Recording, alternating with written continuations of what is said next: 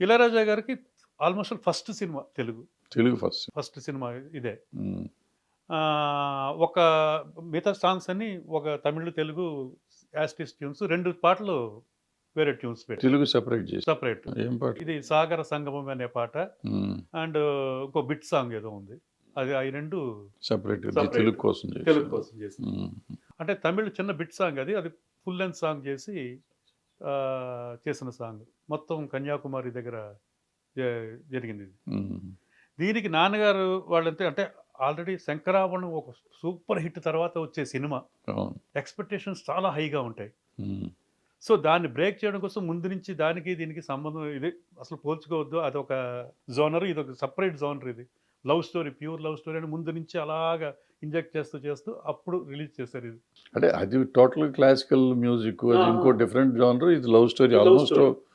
నిజంగా చెప్పాలంటే తెలుగులో almost first love story. Love story. అదే టీనేజ్ లవ్ స్టోరీ. అవునండి. లవ్ స్టోరీలు అన్ని లవ్ స్టోరీలే సినిమాలు గానీ, అవునవును. టీనేజ్ లవ్ స్టోరీ మరి ఫ్రెష్ పిల్లల్ని తీసుకొచ్చి ఆ! మన శంకరాభరణం అంత గొప్ప మ్యూజిక్ ఇచ్చారు కదా మాధవన్ గారు. దీనికి ఎందుకు ఇళయరాజా గారిని పెట్టుకున్నారు?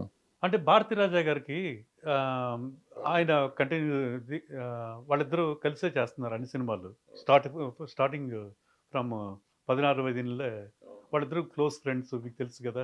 అవును. సో, దానివల్ల అలాగా ఆయన ఎంటర్ అయ్యారు. హ్మ్.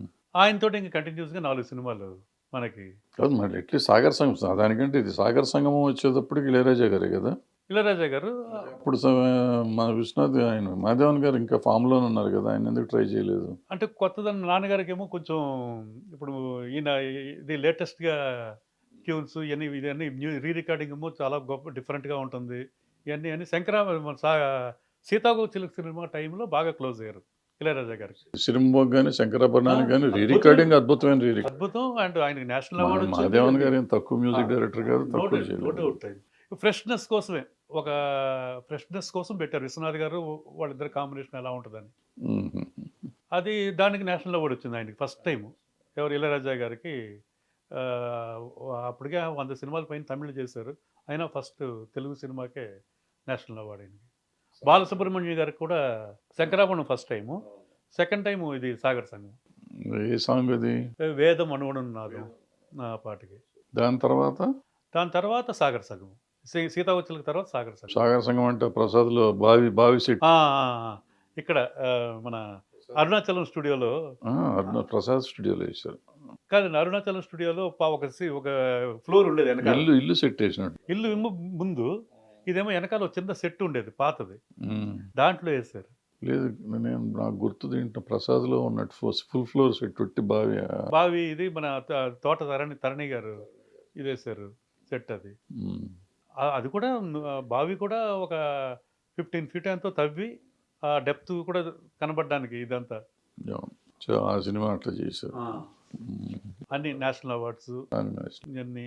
అండ్ బాలసుబ్రహ్మణ్యం గారికి, ఇళయరాజా గారికి నేషనల్ అవార్డ్స్ దానికి ఆ సినిమాలో. ఈ కమల్ హాసన్ గారితో అసలు పడటం కష్టం అనుకుంటారు కదా! మీకెట్ట దొరికారు? విశ్వనాథ్ గారేనా మీరు నాన్నగారితో? మాకు అసలు ఎప్పుడు ప్రాబ్లమే రాలేదండి. ఎక్కడ ఎందుకంటే బాగా ట్యూన్ అయిపోయారు వీళ్ళందరూ. ఓకే. అందుకనే వెంటనే మళ్ళీ 'స్వాతి ముత్యం' కూడా చేయడం చేయడం జరిగిందది. హ్మ్. అది. ఆయనతోటి మాకు బానే ట్యూన్ అయింది. అసలు ఎక్కడ ప్రాబ్లమ్ రాలేదాయనకి. అప్పటికి మీరు డిగ్రీలు అయిపోయినాయా?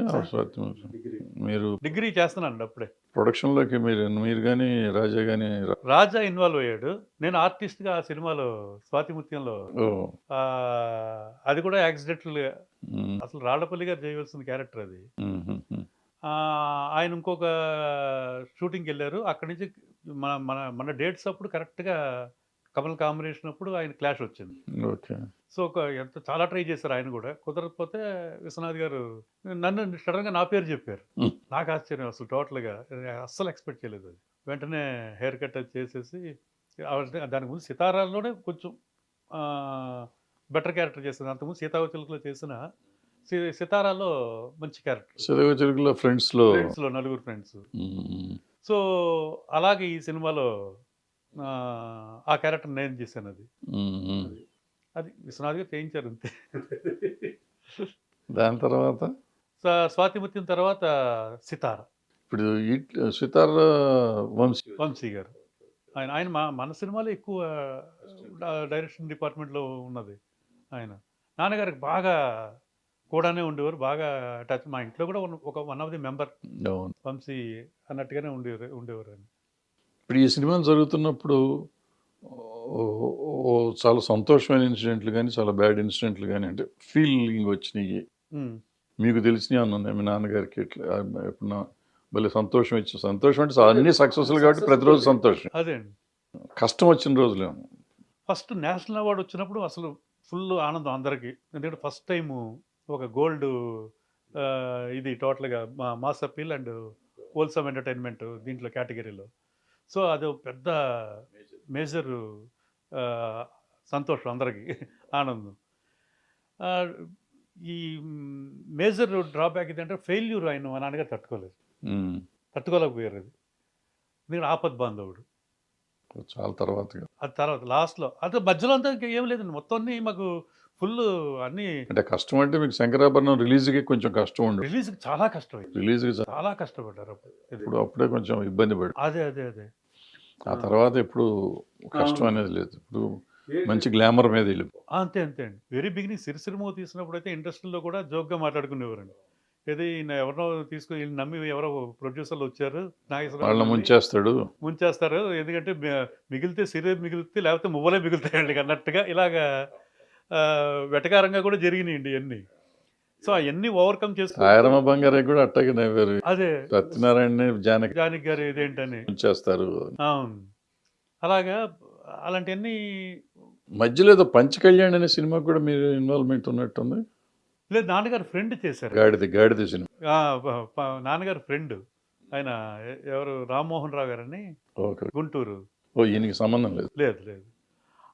అనురాధ దాంట్లో హీరోయిన్. అవును సో, ఇద్దరు రాజలక్ష్మి ఆవిడ పేరు.